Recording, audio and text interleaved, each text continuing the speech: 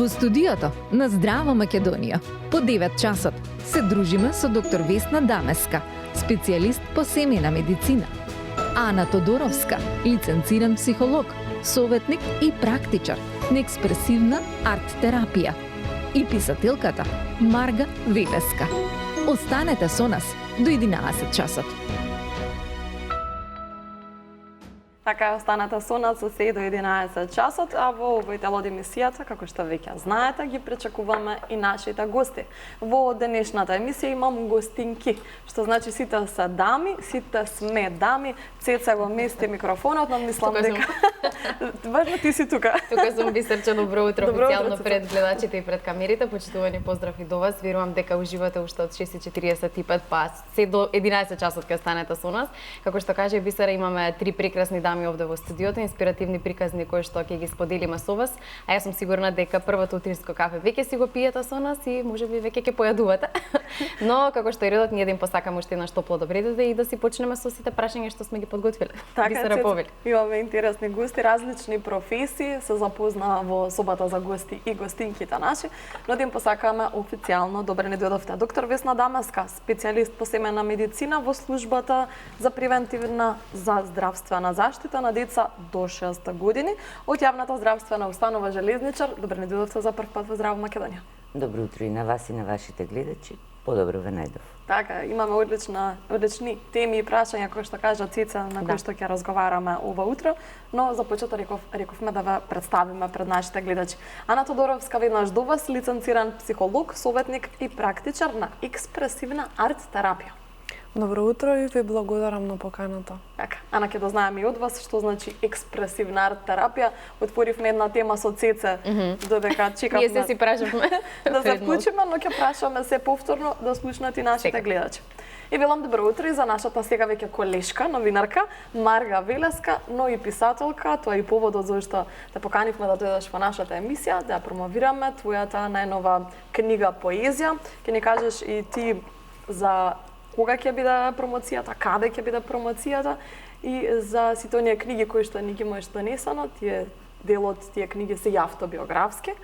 Добре не дојде Марга за прв пат после толку години, после пауза во Здрава Македонија. Добро ве најдов, благодарам за поканата и потом ќе збориме за сите теми. До 11 часот имаме време, нели? Да, имаме време. Ќе ги опатиме сите.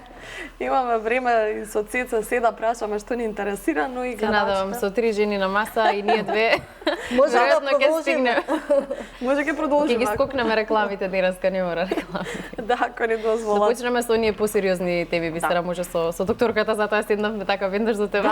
Да, почнеме со сериозните теми.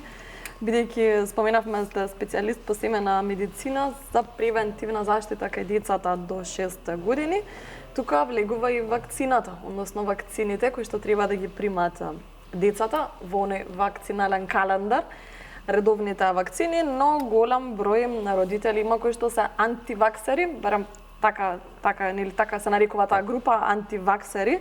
Оние кои што се загрижени дека можеби вакцините можат да предизвикаат одредени состојби кај децата, како што е барем една од тие состојби аутизам. Дали ќе го побиеме овој мит, токму затоа сте вие тука, но што им кажувате на тие родители кои имаат вакви дилеми и како ги смирувате нивните стравови? Видете, јас велам три групи на родители. Има оние кои што вакцинираат просто без никакво прашање, веруваат во медицината и во докторите. Родители кои што априори се против вакцини. Тие најчесто не ни доваѓаат во вакциналните пунктови, колку пати да ги поканите. И родители кои што се збунети, исплашени, имаат некакви дилеми по однос на вакцината. Најчесто ги повикуваме да поразговараме со нив. Кога некој ќе ви предочи факти кои што се од медицина базирана на докази, кои што се релевантни факти затоа што произлегле од долгогодишни студии на многу деца, малку поинако е чувството. Значи, прво, им велам дека се произведени вакцините од фирми кои што со години постојат, со децении постојат. Да речеме конкретно вакцината ММР, GlaxoSmithKline ја произведува. Другите вакцини се од Sanofi Pasteur произведени. Строга контрола има при производство на една вакцина пред да се пушти во употреба. Потоа, кога ќе се пушти во употреба е контролата од страна на Европската асоциација за контрола на лекови, кај нас кога се увезуваат вакцините, секоја серија на вакцини исто така подлежи на контрола од страна на Агенција за лекови и Министерство за здравство. Родителите кои што доаѓаат кај нас, потим го покажувам фрижидерот, да речеме, фрижидер да го кажеме, во кој што се чуваат вакцините. Сега морам да си го пофалам железничар. Еден од најсовремените фрижидери имаме, само ние Институт за јавно здравје има. Навистина софистициран еден уред, мало фрижидерче во кој што се чуваат дневните количини. Потоа им кажувам дека може да прочитаат на релевантни линкови им давам, нели да се прочита на страната на УНИЦЕФ, на СЗО, на нашето Министерство за здравство, студиите, да им посочувам каде да прочитаат студии за ММР имаше една студија од 98 година, така една несрекна студија, ја натермисаа вакцината, која што во 2010 година со судска завршница е повлечена таа статија. Укажано е дека воопшто не била основана на научни истражувања. Значи, станувало збор за група од 12 деца, што е многу мал примерок, воопшто не е репрезентативен примерок. Докторот кој што го правил испитувањето е гастроентеролог. Значи, не е ниту педијатар, не е имунолог, не е невролог, не е психијатар. И сакал да покаже дали има, просто сакал да најде дали има поврзаност помеѓу вакцината и гастроинтестинални заболувања, односно улцеративен колит, едно од заболувањата е тоа, малку помалку за аутизмот, затоа што претходно веќе бил ангажиран од адвокатско друштво, кое што ги застапувало родителите кои што тужеле. Сега, за да една студија биде навистина релевантна и репрезентативна во медицината, таа треба да се репродуцира, односно да има после и други студии кои што ќе ги потврдат истите тие податоци кои што се добиени. Од тие 12 деца, 8 деца веќе од претходно имале аутизам, значи не може да се најде поврзаност. Сега, после тоа, направени се 27 студии. Со ниедна нема никаква поврзаност дека помеѓу ММР, вакцината и аутизмот постои некаква поврзаност. Тоа се студии кои што се на многу големи примероци, да речеме, данската студија е на скоро 600.000 деца. Следно што им укажувам е да тргнеме од таму кои се бенефитите, а кои се проблемите доколку не се примија се забори. Со вакцината, тоа е нели биолошки лек, всушност внесуваме делови од микроби, бактерии или вируси, умртвени или ослабнати, живино ослабнати, кои што нема да предизвикат инфекција, го потикнуваме на природен начин нашиот организам да создаде антитела, да создаде една одбрамбена заштита и во следниот налет кога ќе се сретнеме со тој агенс, со непријателот, ние веќе имаме спремна војска која што ќе се избори. Морбили детска болест, нели би рекле, сипаници, си има некаков тек. Болеста се карактеризира со висока температура, осип, плачливост, нели засегање на дишните патишта, меѓутоа многу пострашни се компликациите. Многу често компликација воспаление на белите дробеви, пострашна компликација енцефалит. Вирусот си има еден посебен афинитет према нервното ткиво, према централниот нервен систем. Значи, честа компликација ни е воспаление на мозокот и нели најнесаканиот смртен исход.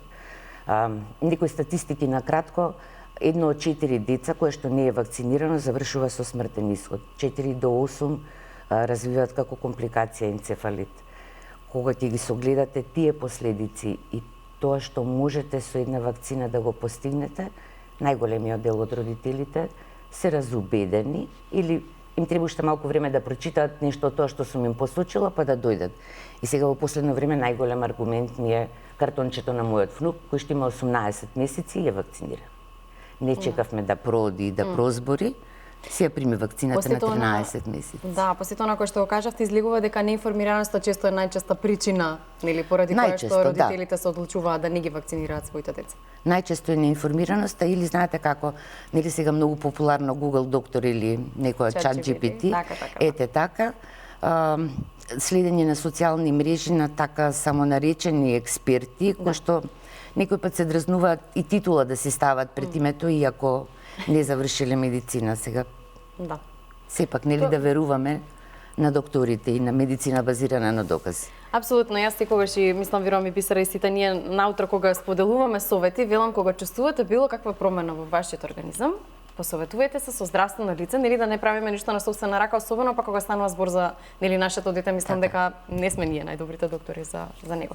Бисера, може да продолжиме со Ана за интересна тема поради која што ова утро е со нас, како што кажа ти во најавата, таа е практичарна експресивна арт-терапија. Што значи тоа? Експресивната арт-терапија представува еден пристап каде што ги користиме сите видови на вербален и на невербален израз. Тоа значи најчесто нели кога ќе кажеме, бидејќи во името има арт-терапија, најчесто луѓето го поврзуваат со создавање на некаква слика, некаков цртеж. Меѓутоа тука доаѓа оној дел експресивна.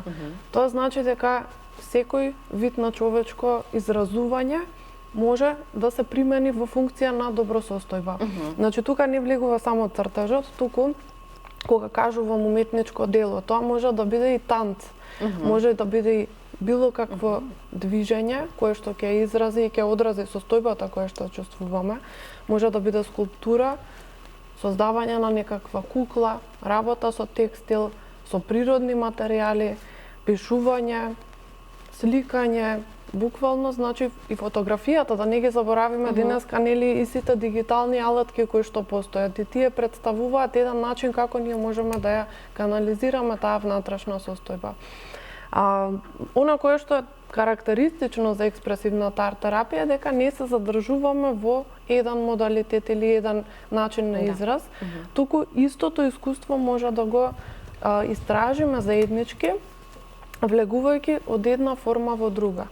Па така, ако започнам, например, на клиентот, ако му е најпознат и најприближен до неговата состојба моментално цртежот, понатака цртежот може да го истражиме преку музика, може преку инструмент, како би звучал твојот цртеж. Музиката може да ја претвориме пак во зборови, како преку песна и поезија можеме или еден краток расказ. Расказот може да го претвориме во драма.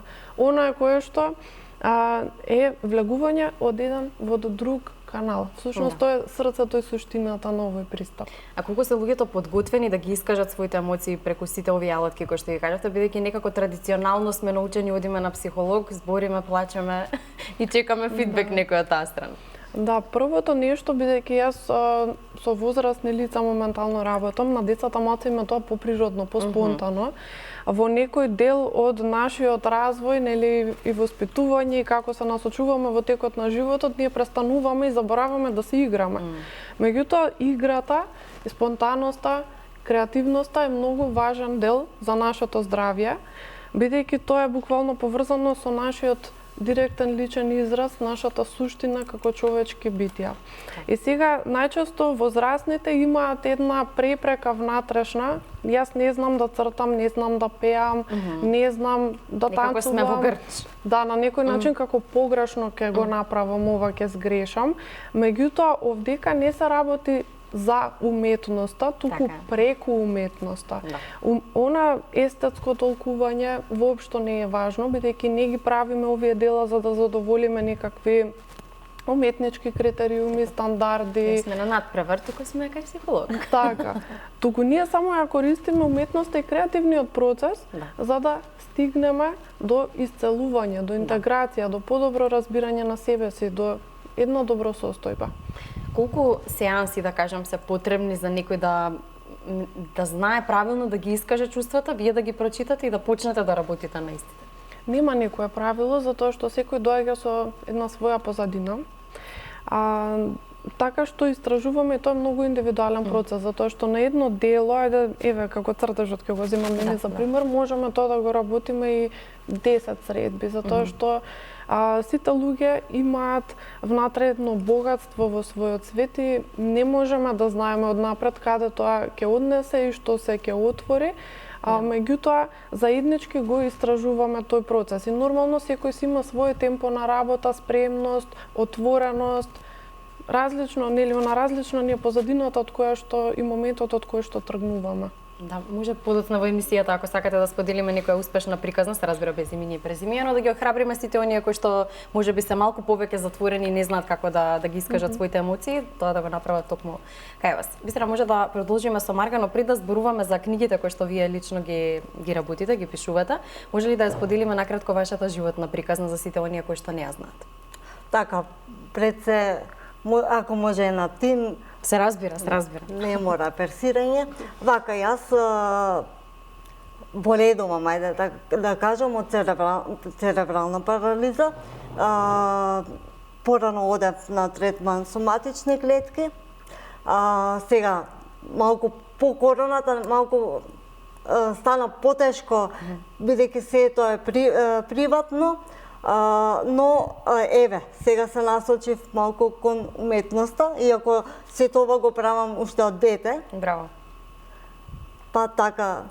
Верувам дека животот кој што вие го живеете е можеби малку поразличен или потежок од сите ние, нели, кои што живееме околу вас, и иако ние сите се трудиме да помогнеме колку што можеме или барем во Здрава Македонија да ја кренеме свеста за сите болести и за сите лица кои што се соочуваат навистина со било какви состојби околу нас, верувам дека не ви е едноставно и токму тоа го пишувате и го правите со тоа што ги искажувате емоциите во вашите. Па јас секогаш велам не е толку до попреченоста колку што е до некоја вид на попреченост од друг аспект, од друг размер, така што доколку нели имаме прилагоденост, имаме повеќе, ајде да кажеме емпатија, тука е, ќе ја спомнам дека тешко е за вработување, тоа е прво и основно, така што не е толку до состојбата, би рекла, колку што е до системот, како што кажа, да. Да, значи државата нема многу слух за лицата со церебрална парализа.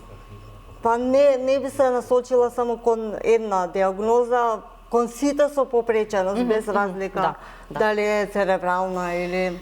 Тажно е навистина што го зборуваме ова во 21 век, во 2026 година. Се надам дека ќе се сменат работите, но и дека вие ќе бидете доволно гласни и дека ќе си ги кажувате јасно и гласно проблемите секогаш, бидејќи ние навистина во Здрава Македонија сме отворени за секој кој што има било каква потешкотија, за да се слушне, нели, да го слушне оној кој што треба вашиот проблем. Но не секогаш добиваме фидбек и од вас и драго ми е што сте ова утро со нас за да ни кажете се со што се соочувате, но да се префрлиме на убавите работи. На книгите. Може, да. Повелете, што ќе споделите со нас на 14 март? Како последна книга, тоа е најнова, е поетска збирка Судбината без тебе нека е проклета, Тоа е ова? Да. Добро, може да ја покажам, вие слободно споделите ни. На 14 март во Кочо Рацин ќе биде и промоцијата од 18 часот. Па еве, побелете, сите сте поканети. Без кого е проклета судбината? Па ајде вака, имам една песна во самата збирка се ја насловив Човекот од мојата фантазија и нека биде посветена на него. Дипломатски одговор. Политички коректно. Добро, секако повеќе ќе слушнат сите кои што сакаат да бидат дел од промоцијата. Мислам дека споделивме детали за тоа, да не откриваме сега се, но можеме да споделиме нешто друго за другите книги кои што ги имате напишано.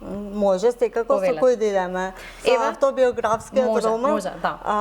Па тука има од се зборувам, Заробена во сопственото тело, да. Да, ма се по ударен наслов бирав.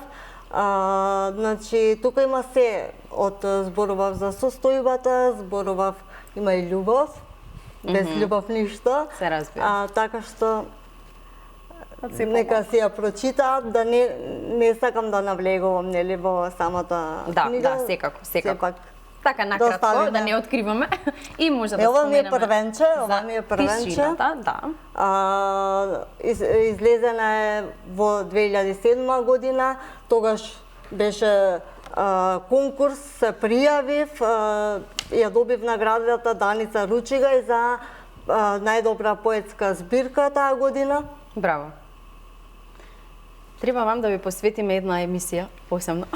Мислам дека нема да успееме денеска да стигнеме да раскажеме се што сте направиле и се што живеете и се што ви се случува, но ќе дадеме се од себе. Да, јас со Марга последен пат се видов некаде 2023-та, токму кога ја издаде книгата Заробена во сопственото тело.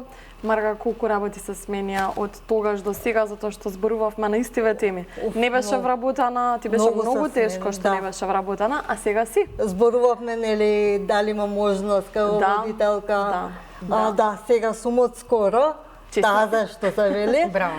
Веќе ќе направам 3 месеци во март во Мија. Браво. На некој начин колешка, колешки сме, да. Така да, супер ми. Браво за Мија. Навистина. Да, поздрав до колегите. Поздрав, мислам дека ме гледаат. Секако. Колку претходно имаше интервјуа, Марга, пред да дојдеш до ова вработување? Како поминуваше на тие интервјуа? Требаше ли да се даде до знаење дека се лица со посебни потреби или дали тоа било причина што не е тоа вработување? Па не знам. Значи, јас во текот од кога останав без работа, аплицирав секаде што мислев дека може. Да, да не е со одење, да не стоиш Дури аплицирав и во кол центар што не се пронаоѓав. Значи не се пронаоѓам во таа професија. Но едно време на почетокот не напоменував дека сум нели со попреченост, а едно време почнав да напоменувам, али ете не излезе ништо и од овој аспект гледано супер. Подобро што сега секогаш е така. Како велат 5 врати за затвората, ама една сигурно бев, се отвори. еден период бев, ама добро, кога ќе биде, зошто бев, форсирав и дојде момент кога реков, доста е веќе. Доста е, не барам ништо, ќе си седам, ќе си пијам кафе по дома со мајка ми. И баш оној момент кога се опуштив, ете се случи тоа што се случи, иако не верував, нели го посакував тоа, али ете, се случи. Супер, со среќа. Овде имаме и психолошки аспект. Сега тоа сакав да речам. Ана сигурно ова знае стручно да го објасни. Моментот кога ќе се ослободиме, кога ќе ги пуштиме работите, некако си доаѓаат. Ако можам еве да се надоврзам, многу често кога се држиме за нештата, се обидуваме да ги контролираме и не сме отворени за сите опции кои што можеби постојат, а не ги гледаме. Кога пуштаме, всушност почнуваме да се отвараме за сите работи кои може не сме ги планирале, меѓутоа ќе дојдат во нашето поле, така да се изразам. Да. Докторки, за вас една бесплатна сеанса ова утро. Мислам дека на сите добро ќе ни дојде. Да се навратиме повторно на вакцините. На вакцините, на посериозните теми, како што би рекла ти, на посериозните теми. Докторка, спомнавте ММР вакцината, од која што многу родители се плашат и можеби чекаат да прозбори детето, да проводи, па после ќе ставиме без разлика што вакциналниот календар вели порано. Тоа се стави, односно на 18 месеци. На 13 месеци. На 13, извинете, на 13 месеци. Колку држи вода, народно кажано ова, дека треба детето да прозбори, да проводи, па да се стави вакцината. Од каде тој страв? Не знам, тоа некако нов тренд е да проводи, да прозбори. Дали им се чини дека аутистичниот спектар се изразува најчесто така дека не прозборуваат, не зборат, дека ќе имат потешкоти со одењето и некако сакаат да ја одложат вакцината. Инаку нема никаков научен факт кој што може да потврди дека има некаква поврзаност помеѓу тоа. Дури има студии на некаде околу 76.000 каде што вакцината ММР била одложена и исто така нема никаква поврзаност дека тие деца биле попаметни или подобро напредувале во училиште, кај што ја одложиле вакцината. Нема научно оправдување на вистина. Така, колку време може да се одложува оваа вакцина, па и не само ова, и сите останати? Вака сега има нели одредени состојби кога на вистина треба да се одложи вакцината. Секако доколку има некакво акутно заболување, висока телесна температура, ако е под антибиотски третман, ако има малигно заболување во тек на лекување, ако примало трансфузија на крв и крвни деривати, имуноглобулини, ако примало многу високи дози детето на кортикостероиди, тогаш има простор за да се одложи вакцината за извесен период, нели, додека да се опорави детето, да оздрави, да се прими. Нема некаков период кој што би можело да се каже ова е безбедно да се одложи или не е безбедно да се одложи, Знаете, вакциналниот календар е направен согласно потребите и возраста на децата кога навистина треба да ја примат, за да нивниот имун систем може најдобро да одговори. Секое одложување би било дека ние си го изложуваме детето непотребно на надворешните влијанија. Значи, дете кое што веќе оди во колектив, во градинка или во училиште, се среќава со многу повеќе деца. Од друга страна, ние живееме во голем град и да не оди во предучилишна установа, се дружат меѓусебно, по родендени, по игротеки, значи има многу повеќе контакти, многу поголема шанса да се зарази од известно заболување, така да секој одложување на вакцините би било на штета на вашето дете. Така. Како би ги разубедила на некој начин родителите против вакцините, дека треба да ги вакцинираат децата? Пак е само со фактите. Во Македонија вакцинација е од 44-та година почната. Прво било кампањски, а од 60-та година веќе системски се спроведува како задолжителна вакцинација. Вакцините прво е започнато со БСЖ вакцината. Со шприцови дебели. Во последно време се менуваат некакви протоколи за вакцинацијата, значи кога се гледа дека некое заболување оди во процес на ерадикација, да исчезнува заболувањето, така се менува и вакциналниот картон. Вакцинава која што да речеме е најната миса на ММР-от, во Македонија некаде од 72 година се вакцинираат. Значи, сите вие што сте родени после 72 година сте ја примиле таа вакцина. Во Јапонија едно време, сметајќи дека повеќе нема морбили кај нив, еден извесен период не се примала таа вакцина, меѓутоа бројот на деца со аутистичен спектар не се намалил. Така. Ето уште едно дека навистина нема никаква поврзана со вакцините. Само ако им посочите нешто што е точно и релевантно како доказ, може некого да разубедите. Така. Секако нивна е одлуката на родителот, е одлуката, ама па знаете, на секој родител право и обврска е да се грижи за здравјето на собственото дете. Меѓу другото, на тој начин, грижејќи се за вашето дете, вие се грижите и за останатите од популацијата, од заедницата. Така да... Се сеќавам дека од училиште на носа нас. Од училиште одма во Карпош 2 некаде се наоѓаше. Така е. Диспанзерот каде што се вакциниравме, не се сеќавам дека родителите тука сакале не сакале. Сите си одиме групно да се вакцинираме. Ама порано немало интернет, немало ChatGPT, немало виртуелни доктори кои што се сме ги прашувале. Се верувало на докторот. Да, така е. Ана, споминавме претходно, ако сакате да споделите некоја успешна приказна, можеби од некој ваш клиент? Сега пак би кажала тука што значи тоа успешно. Така е, да. Пред се, затоа што станува збор за процеси кои што ни се случуваат актуелно во животот. Не можам да кажам нели дека сега направивме нешто, вау, магија и готово животот се смени и сега се е различно, меѓутоа можеме тука да зборуваме за надминување на потешкотиите со кои што моментално се соочуваме, затоа што потешкотии ќе имаме цел живот, ќе имаме предизвици цел живот, и не работиме на тоа готово се излечивме и крај, на туку работиме на тоа како да го проширам капацитетот, да ги носам нештата.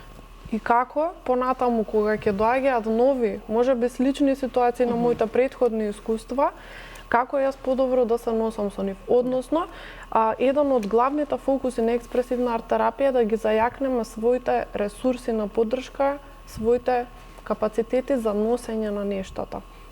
Така што би кажала дека секоја приказна е успешна доколку овој пристап помогнал во тоа ние да се зајакнеме внатрешно. Не е идејата, нели, луѓето да станат зависни од одење на психолог, психотерапевт, психијатар и така натаму. Туку целата идеја на оваа работа е како ние стоиме покрај нив како придружници, како да ја вратат назад поддршката во самите себе си, за да може понатаму луѓето да се соочуваат со се што ќе дојде понатака во животот. И сега, дали експресивната арт-терапија може да се практикува дома? Или треба сепак некој да го истражи тоа што сме го истанцувале и цртале? Да, има една мала линија која што двои, што е уметност, која што има терапевски бенефит, која што можам да ја практикувам сам, нели сите ние луѓе имаме потреба од некаков израз и сите работи кои што ги правиме за себе си во секојдневието, колку и да се малечки, тоа носи некаков терапевски ефект. Кога слушаме музика, кога нешто ќе нацртаме, ќе напишеме. Меѓутоа, она кое што понатаму се истражува со помош на стручно лице е веќе водан процес. Така. Како да го isprocesирам, односно да го обработам ова искуство на начин на кој што понатаму ќе можам да го интегрирам во себе и во своето тело. Значи, многу е важна таа поддршка која што се случува на создавање на еден безбеден простор со лице кое што ќе знае каде да го насочи понатаму процесот, бидејќи кога сме сами со себе, сите имаме слепа точка за себе си. Не можеме да се видиме. Затоа имаме тука некој кој што не придружува во процесот, понатаму да го истражиме. Меѓутоа ќе кажам дека не мора да значи дека ова на секој ќе му одговара како начин и пристап. Секој треба да си го најде она кое што за него е соодветно. Добро, супер. Мислам дека имаме уште малку време до реклами. Малку да уште некоја 40 секунди, ми кажу. Добро, за 40 секунди. Ајде, Марга, на кратко, таман, Марга. сакам Како да жени, ве прашам. за 40 секунди. Да. Еве, знаете колкава ни е времето, дали некогаш во животот низ сите разни процеси кои што вие сте се соочиле, сте одлучиле да побарате психолошка поддршка? Сум мислела да, ама никогаш не дека имам некои предрасуди, дека мислам, нели... Нема да ви се налутја, не можете да се... Не, воопшто Кажете не. се како се чувствувате.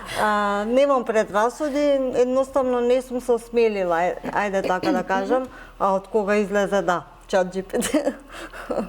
Сите имаме личен асистент. Побрза е постапката, нели? Еден период на вистина сакав, баш оној период кога ништо не ми се случуваше, а мене конкретно, сега не знам за останатите, по животот ми е или правам нешто или не правам нешто. Да. Значи, Ќе продолжиме пред Марга, задржија мислата да погледнеме реклами, ќе продолжиме по рекламите за она што спомена да го кажеме.